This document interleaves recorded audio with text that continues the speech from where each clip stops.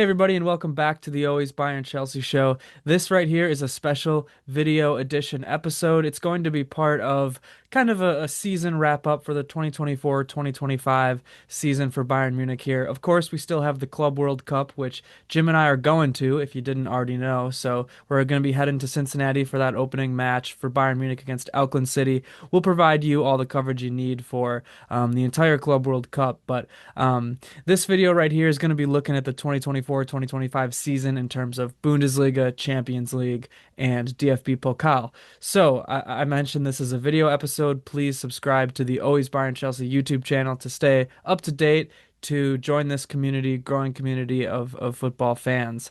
But this video is going to be a little bit different. I hope it all works out with the tech and everything that I'm trying here. But I'm going to be doing a tier ranking for Bayern Munich, every player for the Bayern Munich squad this season. I will have some more kind of holistic coverage come in to wrap up the season. I'm trying to do some cool collaborations with some guests. So yeah, we're going to talk more about the season as a whole, of course, but this video in particular, like I said, is focused on doing a tier ranking of all of the members of this squad. So I have never done anything like this, so I hope you enjoy. It's going to be something different.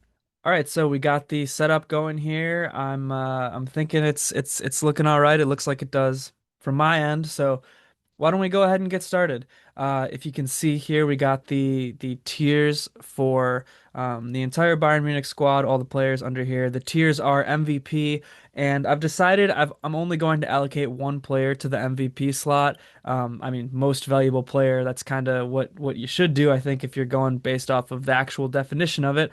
Although, to be quite honest with you, there's three players that I think you could make a strong argument for to fit the MVP slot. So I'll pick one. Don't worry, I'll only pick one. But yeah, just to let you know, and we'll come back to that one and talk more about it.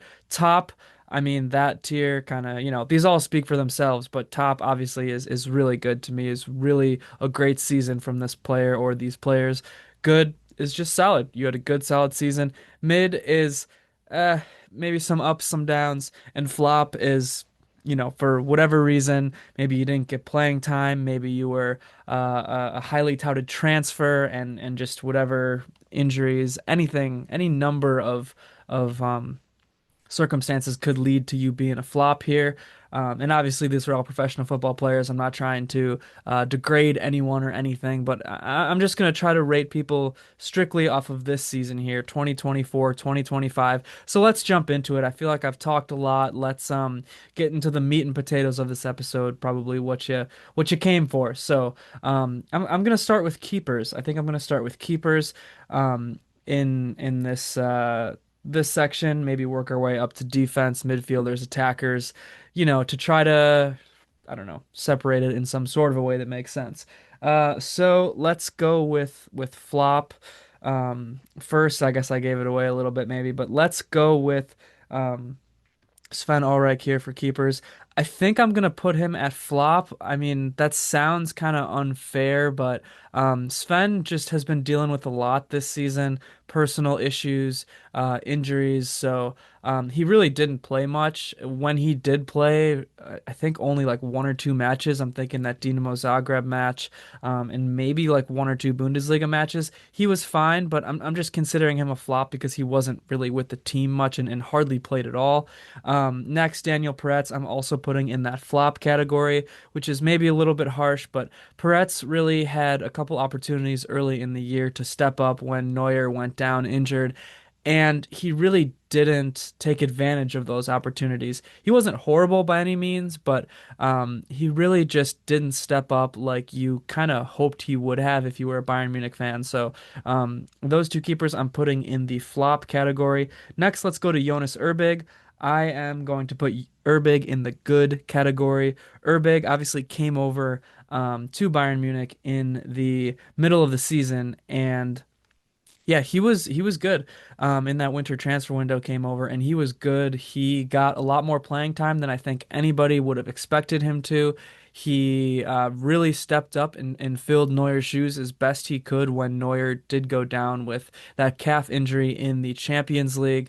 I mean, for such a young kid coming over from Köln, that's Zweite Bundesliga, actually champions. Urbig getting the Bundesliga champion and the Zweite Bundesliga champion in one season, which has only been done, I think, maybe two or three other times in the history of the German Bundesliga. So, congrats to Urbig there. And again, like he just stepped up when he was called upon for such a young kid to step up and play these massive, massive Champions League round of 16 quarterfinals, and also just play well in the Bundesliga.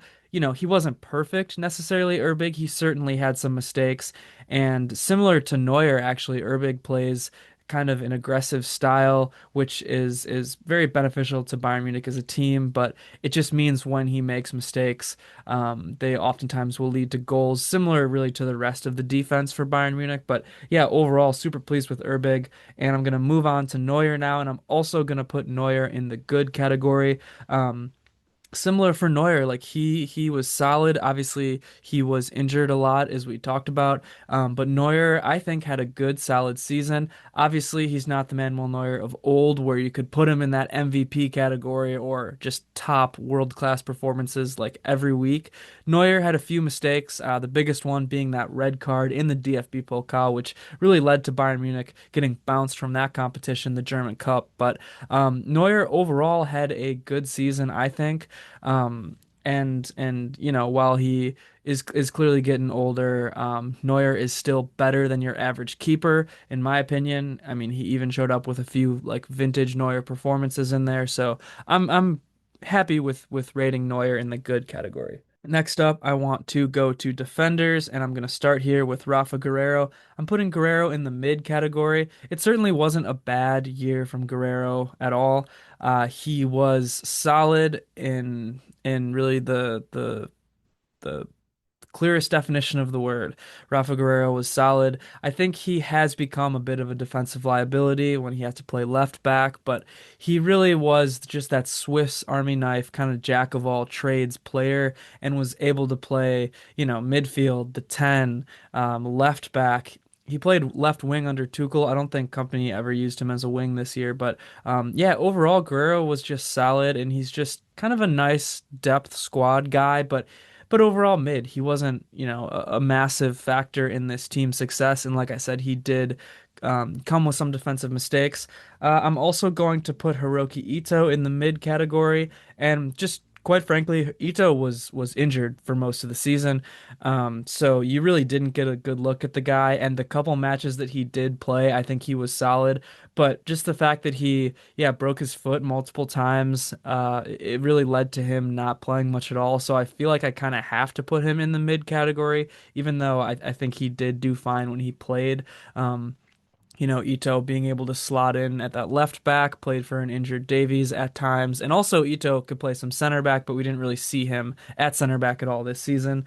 Who else we got here? I think I'm going to go Alphonso Davies. That's the next one I see. And I'm putting Davies at top. It was a top year for Davies until he tore his ACL, unfortunately, which was brutal, which was so brutal how the Canadian national team did not do a good job of taking care of him. Obviously, there's a lot of things that go into an injury like that, but certainly Canada was not careful enough with him, if you ask me. And I mean, potentially he's one of those guys that Vincent Company probably should have rotated a little bit more as well throughout the year. But yeah, Davies really, really good, key player under Vincent Company, in this Vincent Company system, inverting, playing a huge role in the attack, but also this year. Really hustling to get back on defense and really playing solid defense at that left back position, where last year I think he was good at contributing to the attack, but something was just off with him last year. I don't know if it was personal stuff going on. I don't know if it was how he fit in the Thomas Tuchel system, but he just wasn't at his best last year, and really probably the most improved player. If I were to give that award, I think I would give that to Alphonso Davies this year, because he was one of our most important players. And last year, it seemed like he pretty much wanted to leave the club. So, really, really, really good season from Alphonso Davies. Next, I think I'm going to move to Conrad Leimer here, and I'm putting Conrad Leimer in the good category as well. Conrad Leimer, a midfielder who this year had to play right back, which is not easy to do, to play out of position for a full year. But Conrad Leimer was really one of those. I don't know, like maybe most underrated kind of players. You could give Connie that award. Such a good right back in terms of linking up with Michael Olise and contributing to that attack and bombing up and down the pitch. He wasn't without his mistakes, that's for sure. Conrad Leimer, I think, did struggle with his positioning. At times, he was caught out of position, and that would lead to goals or just good opportunities for other teams. But again, the guy is a midfielder, so you can see how he would be out of position. Just really plays aggressively, really plays with that chip on his shoulder, with that little bit of extra character, that little bit of extra spirit that I think, quite frankly, Vincent Company loves and I love as a fan. I love to watch him, I love to cheer him on. So, really, really good season from Limer, especially when you consider the fact that he was playing out of position for an entire season and became a keystone, really like maybe not every week starter, but he became a guy who company relied on to start all those most important matches. Um, Moving on here, we got Josip Stanisic, and I'm also going to put Stanisic in the good category. Stanisic was injured for a little bit. I guess a little bit longer than I would have liked, definitely, because I think Stanisic could have potentially been in that starting right back role over Limer. But nonetheless, Stanisic, another guy who can really play anywhere along the back line. We saw him at center back at times this year. We saw him at left back at times this year and at right back. So, yeah, Josip Stanisic, I think, is a guy who I wouldn't say you build like off of him or you build maybe around him is a better way to phrase it, but he can be a guy who can kind of be a cornerstone guy in that defense and stick with your team long term. So, yeah, I was really happy with how Stanisic did this year. I think he's best at right back, pretty good at left back. And maybe a little bit weaker at center back. So we'll see this season what goes on with the center backs. Obviously, Bayern just signed Jonathan Tah, so you have him coming in. You have Eric Dyer leaving. There's been reports that Stanisic might be used as a center back next year. So we'll see. Maybe he kind of trains up at that spot at the offseason, but really just a versatile guy, and I'm a big fan of Stanisic. Next up, we got Eric Dyer. I just mentioned him leaving for AS Monaco now, but Eric Dyer had a good season. The outcast from Tottenham Hotspur comes over to Bayern, not this last winter, I guess, but the winter before, under Thomas Tuchel, and just puts in solid performance after solid performance. He was an afterthought for Tuchel, he was an afterthought for company, but lo and behold, when guys went down with injuries, who did you have to call on in the Champions League, in the end of the Bundesliga, in these big, big matches? Who did you have to call on? It was Eric Dyer. And Eric Dyer stepped up to the plate and delivered solid, solid, solid performance after solid performance. So he's a veteran guy. He's not going to complain about playing time. He's not going to, I don't know, like be a cancer in the locker room or anything. He's just going to be a great teammate, a great communicator on that back line, and he's going to step up whenever he's called upon. And that's really what Dyer did this year. So just shout out to Eric Dyer. He was really good, I thought, this year when he was called upon. Let's see, who do we got next for defenders? Sasha Bouet. I'm putting Sasha Bouet in the flop category. Yeah, it was just a year kind of riddled with injuries, kind of riddled with, just performances when he did get the call that weren't very good, but he oftentimes wasn't getting the call. So unfortunately, Sasha Bouet, I think, was just a bust in his Bayern Munich career. There's rumors that they're looking to sell him now. We'll see what happens, but I don't really see consistent playing time for Sasha Bouet in the future at Bayern Munich, which is unfortunate because Christoph Freund went out in that winter transfer window 2 winters ago and paid 30 million for him. So a really, really expensive mistake, if you ask me. He's not a bad player by any means, and I don't want to make it sound like I'm calling the guy a bum or anything, but he just I don't think is quite up to that level at Bayern Munich. And you can be a solid player, but to be like a starter, a guaranteed starter, somebody who's going to step up when it counts, and yeah, just perform is really something else. So I don't think Sasha Bouet is going to be that at Bayern Munich. But I guess we'll just have to wait and see. Unfortunately for him, maybe, and this might be unfair, but my lasting image of him is the Champions League quarterfinals against Inter Milan. I don't think Bouet should have even been in the match at this point, but Thomas Muller comes on and levels that game. This is the first leg at the Allianz Arena I'm talking about. Levels that game at the death, but then at the death, right afterwards, Sasha Bouet makes a mistake and charges at his guy, blows right by him, and then Inter actually wins that game, and that's really what won the tie. So yeah, unfortunately, that's the image I have of Bouet in my mind, which isn't a great one. So yeah, that's what we got with Sasha Bouet. Kim, I'm gonna put in the mid category as well. And, you know, I will always respect Kim Min-jae for how hard he fought this year through injury, through Achilles tendonitis all year long, being rolled out there every week, wanting to start every week. I'll always respect him for that. The guy's a fighter. The guy's got great character and a great spirit, but he just made too many mistakes this year, too many mental mistakes, positioning mistakes where I can't say he was really good or top. Mid might be a little bit too harsh of a word, but it was just kind of an year for Kim Min Jae in my eyes, and that might be because he was dealing with so many injuries. But like I said, a lot of these mistakes that led to goals were mental mistakes. And actually, I believe he had the most mistakes leading to goals in the Bundesliga this year. So that's never a stat that you want attached to your name. And I'm hoping that with some proper center back rotation this year, ideally with Kim, Ta, and Upamecano, Kim can hopefully rebound and start to show us that monster nickname that he had in Italy, the Korean monster. So I hope that he kind of bounces back next year. But Diet Upamecano, I'm also putting Upamecano in that top category with Alphonso Davies, our second guy in the top category so far. Man, what a year from Upamecano. I think he really benefited from working with Vincent Company. Again, a bummer that he got hurt down the stretch as well, but really good year from Diet Upamecano.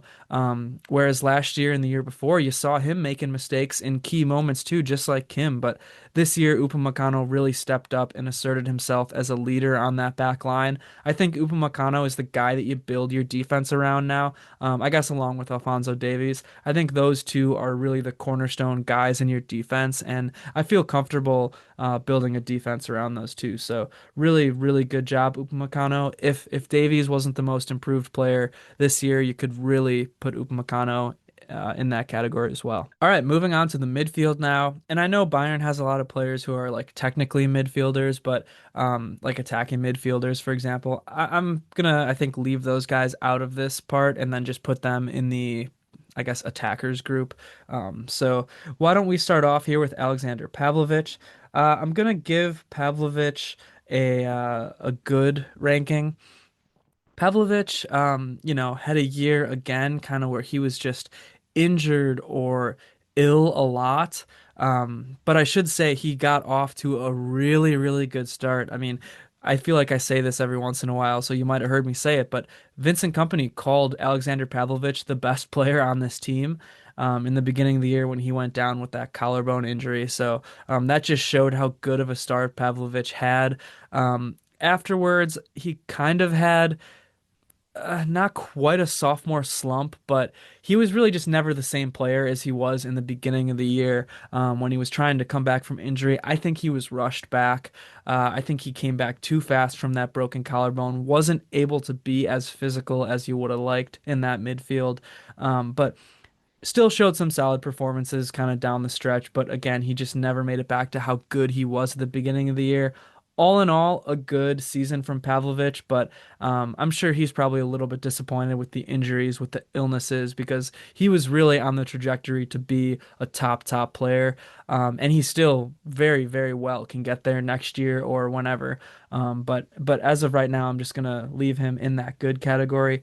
Um, Next, Leon Goretzka. This is a lightning rod of a figure. And this might be a controversial take to some people who, for whatever reason, whether it be off the field stuff or what, just hate the guy's guts and want him a million miles away from this club. But I'm giving him a good ranking. He's a depth guy, and you need guys like him to fill in when guys are hurt, when this, that, and the other thing is going on. You need guys like Goretzka to fill in. So he's not like a flashy player like Kane or Musiala or even someone as good and consistent as Kimmich, who is like, you look at those guys and you're like, they're the reason Bayern's a top team. Goretzka's not one of those guys, but he's a solid box to box midfielder, number eight, who can fill in and can, play good defense. He's strong. He can score goals sometimes when you need it. He's not going to be the guy you want to lean on against the Real Madrids of the world, but he's a solid, solid guy for the Bundesliga. And especially after this summer where he was basically told by all the Bayern bosses, leave, pack your bags. We don't want you anymore. You got to get out here. You got to get out of town this summer. Gretzka stuck around and fought for his spot and earned the trust of company and really earned a starting spot a lot of times when Pavlovich was down injured. So, yeah, I'm gonna give Gretzka a good ranking. Next up, João Palhinha.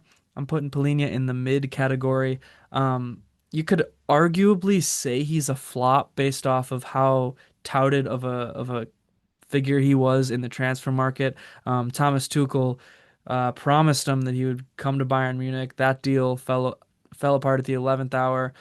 Polina was in Munich doing his medical, taking pictures with the jerseys and everything. But yeah, that deal fell apart. Apparently, Bayern promised they would sign him this year, and they did. But he just doesn't really fit in Vincent Kompany's system. Polina is that number six destroyer kind of midfielder. Um, yeah, he was unlucky this year with injuries as well. He was, I thought, solid when he played, but he was really nothing special.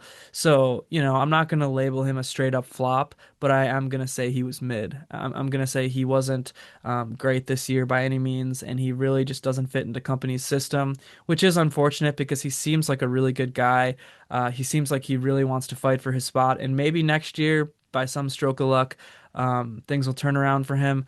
I don't really think I see it under Vincent Company, especially with the addition of Tom Bischoff, another midfielder, another young midfield star. So we're gonna see what has to happen here with Polina. Maybe he'll get sold this summer, maybe not. But yeah, he was unfortunately just mid this year. I think he kind of has a reputation as being a little bit more of an aggressive player.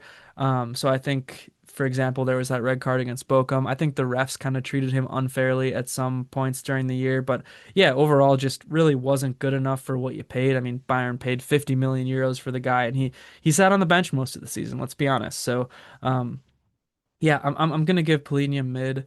I think similar to Kim, he kind of struggled to adjust to the pace of the Bundesliga in his first season here. Polina is a really physical guy in terms of his play style, and that works better in the Premier League than it does in the Bundesliga, which is such a fast league. And now on to Kimmich here. I actually forgot about him when I was doing the midfield. Whoops. Hopefully I'll edit this in the correct spot. But Joshua Kimmich, top. And Kimmich really is one of those three guys who I really considered putting at the MVP this year. So I think you could make a strong argument for Kimmich as MVP. If he's your MVP, more power to you. I would not argue that for a second. So yeah, I mean Kimmich just controlled the game. Almost every game he played in, he was the definition of consistent. He was the definition of really good. You could even say great. Really pulling the strings in that midfield, Joshua Kimmich. I don't even know what else to say about him. I feel like every match he was in my match awards. Just such a foundational glue guy in this team. Future captain of the team, captain of the German national team. And yeah, I mean, this team is going to rely quite heavily on Kimmich. He can control things, really the tempo, the pace of a match up and down that right side. So there you go. Kimmich is in the top category and arguably could be in the MVP category. But yeah, I think it's time now to move on to attacking players. We all have attacking players, attacking midfielders, whatever, forwards, wings. That's the remainder of the guys we got left here. All right, we're gonna start with Kingsley Coman. I'm rating Kingsley Coman as mid. Yes, Kingsley Coman is going in the mid category, which is kind of sad because he, is such an influential figure, I guess, at the club. He's a great leader. He's a key part of the club's history, of course, when scoring that Champions League winning goal. But really, I think his time at the club is come and gone. Company relied on him actually more than I expected Company to, and I can see why. Coman does some really good things. He stretches the pitch very well. He hustles back on defense. He's a great kind of guy to have on that left side pairing with Davies when Davies inverts really far and Coman can play wider. But he doesn't do the things that you really need and want a winger to do in my mind. He doesn't cross the ball very well. He doesn't shoot very well. So there's just a lot to be desired with his game at this point, but he does stretch the pitch well. Unfortunately, I think he was just mid this year. Um, Similarly, Serge Gnabry, and this kills me because I also think Serge Gnabry is a great leader. I think he's a great guy. I think he's, a guy that you really want to have around in the locker room, but he was just mid this year as well. And similar to Coman, I think Gnabry's time at the club might have come and gone. He is, yeah, similar to Coman again in that he was injured all the time. I feel like Coman and Gnabry are just unfortunately injured all the time. Gnabry is kind of funnier to me because he has such a high ceiling. Like when this guy is on, Serge Gnabry, I mean, look out. He looks like one of the best wingers in the world. When he's cooking, last couple months of the year, he always does it. He shows up in April and just cooks and cooks and cooks. When he plays a London team, look out. The man's cooking. So it's just funny. I mean, we saw it this year. Actually, Serge Gnabry started the year so well, so we saw it a lot in the beginning of the year this year, but we saw it at the very end of the year. Dark Classic car, he comes in against Dortmund and just cooks their whole team. I mean, dribbles through five guys and scores. Like that's Gnabry at his peak, but unfortunately, he's just too inconsistent, which is really the story of these left wingers at Bayern Munich. So. There's talks about Gnabry potentially being used as a backup to Harry Kane next year because so similar to Coman, similar to Goretzka, these guys are way overpaid for the amount that they play, and none of these guys are going to want to leave because they have such good contracts. Coman might be the only one who could potentially leave in the summer, so we're probably going to have Coman, Gnabry, Goretzka all back, and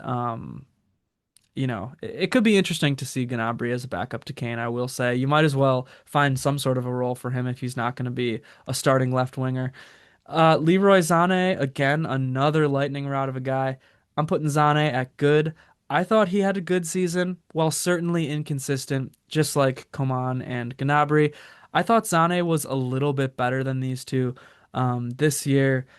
Leroy Sané, he could actually be out of the club before you know it. There's a lot of contract negotiation talks with his new agent and Max Abril and all the Bayern brass. So we'll see what happens here with Leroy Sané. But it was looking like he was going to re-up, and now it's looking like he's going to go. Again, we'll wait and see. We'll keep you covered here at Always Bayern Chelsea with all of the transfer coverage. But yeah, Leroy Sané.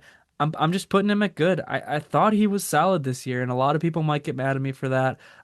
Again, he's more inconsistent than you want, but I think he was our best option at the left wing this year. Now maybe we go out in the transfer market and get somebody who can be more consistent, but yeah, I thought Sane was good. I'm gonna actually pull up Transfermarkt here. I hope this whoops, I typed last name first. Um, I hope this works with the screen sharing and whatnot. But let's take a look at Leroy Sané because, yeah, let's see here. If I go to stats for the current season, you can see here the man had 13 goals and 6 assists. So in 45 matches played, which really isn't bad. It's just not bad. 11 goals and 6 assists in the Bundesliga is pretty good. So yeah, I mean, there you go. Leroy Sané, I thought he was good. He does that frustrating thing though of miss some golden opportunities. So you got to live with that if you're Sané, if you're, I guess, a fan of a team with Leroy Sané. But his ceiling is so high.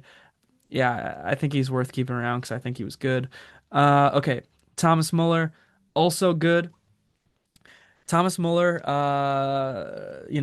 what can you say about him that hasn't already been said? Legend of the game, legend of the club. He was good when he played. I know a lot of people think he's past his prime, and he certainly is past his prime, but he was still good when he needed to be, I guess, for lack of a better term. Yeah, really, really was. Showed up in some key moments, like always. You don't expect him to score these crazy goals, but he does it. He comes in off the bench. He's a great leader. He's basically a second coach, and he just was good. Obviously, Jamal Musiala was injured for um, a significant part of the season last year, and Thomas Muller, I mean, a significant part of the end of the season this year, and Thomas Muller had to step up. All right, so here's Thomas Muller's stats for this year. We got 6 goals and 6 assists. It's not bad. I mean, it's double figures, only 44 matches, not a whole lot of minutes as you can see here. But yeah, really not bad stats. And the way that Thomas Muller affects a match as well is so much more than you can even put on the stat sheet. So I would just recommend watching some of his matches, some of his key performances if you want to know how he affects a match. Now we will move on to Matthews Tell. I'm putting him down here in the flop category as well. And this crushes me to say because he was my boy last year. He was my absolute boy. I mean, if you remember the preseason predictions, I was out there saying that this guy could be hitting, I don't know, like 20 goals and assists or something. But yeah, it just didn't work out. Company didn't play him really at all. And he needed to go on loan. He went to Tottenham Hotspur eventually. And, it's looking like he's going to get sold now, which is really unfortunate because we saw last year. I mean, the guy has a high, high, high ceiling, didn't fit in company's system. He's kind of that like second striker who I think would work well in a two striker system. Company had him playing really wide on the left wing, and that's just not where Tell shines. Yeah, I mean, we got 5 goals and assists when I was thinking the guy could get 20. So, yeah, only 34 games played, and yeah, it's just quite unfortunate how the season went with Tell. We'll see what the guy's future holds. I think he is a stand-up guy, and I hope that he can make it big someday. So, yeah, there you go. Tell is in the flop category.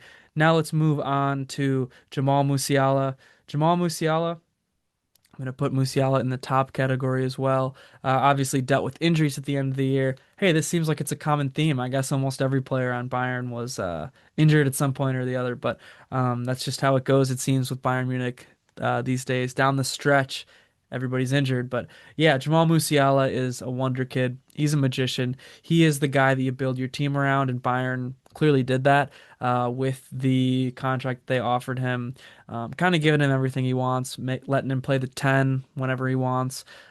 So yeah, Jamal Musiala, just a absolute stud, an absolute star. Not in the MVP conversation in my mind this year, but again, just a really good year and a guy that you need on your team. So, and really like Jamal Musiala, the ceiling is so high for this guy. I mean, he could seriously blossom into a Ballon d'Or candidate, and is obviously one of the best young players in the world, and is in that like echelon of becoming one of the best players in the world. So yeah, Jamal Musiala here. You see 40 games played, 18 goals and 8 assists. So really, really solid numbers from Musiala this year, and I'm just excited about seeing how he's gonna grow in the future. I really am.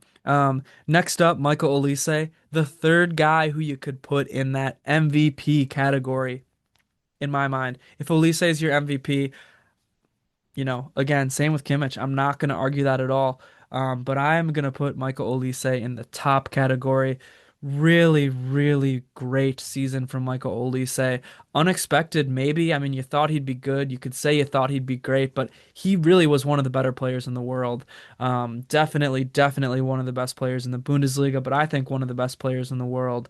Yeah, Michael Olise coming over from Crystal Palace, and just an absolute breakout year from Michael Olise. I'm gonna try to pull up his stats as well here on Transfermarkt just to show you because yeah, I mean the guy can just, I mean, do pretty much everything you want. He can score, he can cross, he can pass, he can dribble. He's just, yeah, so dangerous on that right side, cutting in with his left foot. I mean, look out.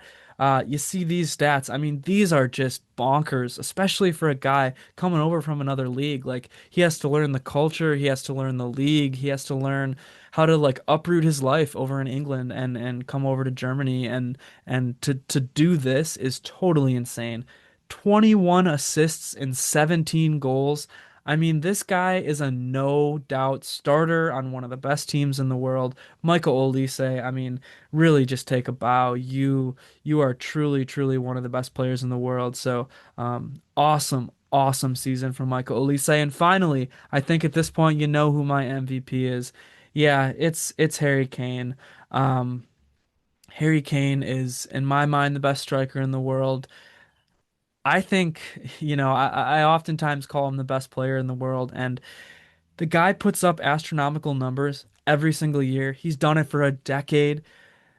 But if you watch how he plays, the way that he orchestrates, the way that he plays defense when he has to, I mean, I don't think there's anybody who puts up the outer space, otherworldly numbers that Harry Kane that does the rest of what Harry Kane also does in terms of build-up play, in terms of orchestration, in terms of distribution, in terms of defense. I mean, the guy just does it all. He is such a team player, while also, again, putting up numbers that like don't even make sense when you think about it. So let's go over here to current season and pull up Kane's numbers. I mean, 38 goals and 13 assists in 46 matches. You got to remember, Kane was injured for a bit this year too. So I mean, this is just unreal. 38 goals and 13 assists in 46 matches. I mean, that's why Kane's my MVP. It's just the sheer production that he gives you, along with everything else that he does in terms of being a leader on this team. Kane's my MVP. Again, I could see you giving it to Olise. I could see you giving it to Kimmich. So this is just a final picture of this tier list. So yeah, take a look right here. You got Flop, you got Sven Ulreich, you got Daniel Peretz, you got Sasha Bouet, Matthews Tell, Mid, Rafa Guerrero, Hiroki Ito, Kim Min Jae, João Palhinha, Kingsley Coman, Serge Gnabry, Good, Jonas Erbig, Manuel Neuer, Konrad Leimer, Josip Stanisic, Eric Dyer, Alexander Pavlovich, Leon Goretzka, Leroy Sané, Thomas Muller, top, Alphonso Davies, Dayot Upamecano, Joshua Kimmich, Jamal Musiala, Michael Olise, MVP, Harry Kane. There it is. Bing, bang, boom. Thank you for watching this video. I think that's all I got in this one, but like I said, we're gonna do some more full season wrap up type stuff. So with some special guests, so subscribe to the YouTube channel, Always Bayern Chelsea. Thanks for sticking around with me here. Thanks for being here. And yeah, I'm gonna head out now and we'll see you in the next one.